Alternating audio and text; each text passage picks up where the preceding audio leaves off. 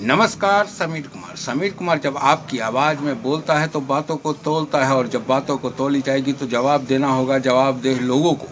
पर वर्तमान में हमारी जो भारत सरकार है वो जवाब दे नहीं रही है, उल्टे आप लोगों से सवाल कर रहे हैं। माननीय प्रधानमंत्री नरेंद्र मोदी जी विगत 2 लोकसभा चुनाव 2014 और 19 में आपसे सवाल पूछ रहे थे कि कांग्रेस ने 70 सालों में क्या किया। वास्तव में वो सवाल नहीं कर रहे थे, वो आपको जवाब दे रहे थे, और वो जवाब आप लोग ढूंढ नहीं पा रहे हैं। वो कह रहे हैं आपके हाथ में ये मोबाइल है, ये मोबाइल नहीं, ये आपका वॉलेट है।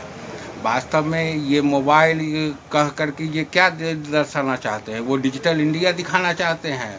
और आप लोग जानते हैं कि भारत में कंप्यूटर को लाने का काम जो किया था माननीय पूर्व प्रधानमंत्री राजीव गांधी जी ने किया था।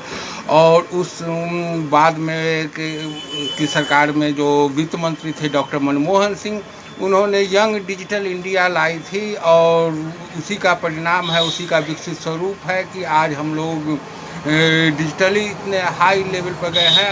और लेकिन उतना हाई लेवल पर अभी जा नहीं पाए हैं। हम लोगों से बहुत आगे अभी विश्व चल रहा है। हम लोग 4G पे है, 5G 6G पे वर्ल्ड चल रहा है। हमारा देश परमाणु शक्ति बना था, जिससे हम विश्व शक्ति के रूप में उभरे। ये किसकी देन थी? यूरेनियम की खोज किसने करवाई थी? पूर्व प्रधानमंत्री स्वर्गीय इंदिरा गांधी ने करवाई थी। और इसी कारण आज भी यूरेनियम कॉरपोरेशन जो है वो किसके अधीन है? पीएमओ के अधीन है, जिसकी चर्चा पूर्व प्रधानमंत्री अटल बिहारी वाजपेयी जी ने की थी। आजकल सरकार रोजगार सृजन तो कर नहीं पा रही है, जिसके कारण से रोजगार सृजन करना बंद कर दिया। कर क्या पाई है? वो साफ कह दी है कि अब सरकार जो है नए रोजगार सृजित न करे, जिसका परिणाम हुआ कि देश में बेरोजगारों की संख्या बढ़ रही है। पहले लोग वैकेंसियाँ आती थी तो छात्र लोग कंपटीशन की तैयारी करते थे, जिससे में कि वो बहुत ही पूर्व की जानकारी इकट्ठा करते थे, जो आजकल बंद हो गई है। इसी कारण है कि प्रधानमंत्री नरेंद्र मोदी जी अपने हाथ में 2000 का नोट दिखा करके कहते हैं कि हमने देश की अर्थव्यवस्था को, माने काले धन को तोड़ने के लिए ये धन लाया है। वास्तव में उस 2000 के नोट पे जो मंगलायन का चित्र है, वो मंगलायन प्रोजेक्ट कब शुरू हुआ था? ये UPA 2 में डॉक्टर मनमोहन सिंह की सरकार थी। उस समय में संभवतः 2009 के करीब में ये योजना आई। लेकिन हम लोग क्या है कि इसकी जानकारी उन तक नहीं पहुंचा पा रहे हैं जो आपसे सवाल पूछ रहे हैं। और वास्तव में क्या है कि आजकल के जो न्यूज़ चैनल है वो व्यू चैनल हो गए हैं। न्यूज़ चैनल का क्या काम था कि पब्लिक की आवाज़ को सरकार तक पहुंचाना, लेकिन ये काम आजकल न्यूज़ चैनल कर नहीं रहे हैं। वो सिर्फ आपको सरकार क्या कह रही है वो आप तक, यानी प्रधानमंत्री क्या कर रहे हैं, उनके योजनाओं का एक क्लेवर चढ़ा करके आप लोगों के सामने में परोस रहा है। और उसी पर उसी चीज़ को आपके दिमाग में व्यूज के रूप में भरना चाह रही है। आजकल वो लोग एक तरह से कलाकार हो गए हैं, एक्टिंग कर रहे हैं आपके सामने में। प्रधानमंत्री जी कहते हैं कि हमने जनधन योजना लाया। वास्तव में ये क्या है? ये बैंकिंग का वित्तीय समावेशन है, जो कि पूर्व UPA 2 गवर्नमेंट में वित्त मंत्री हुआ करते थे चिदम्बरम साहब, और उन्होंने इस चीज़ को लाया था।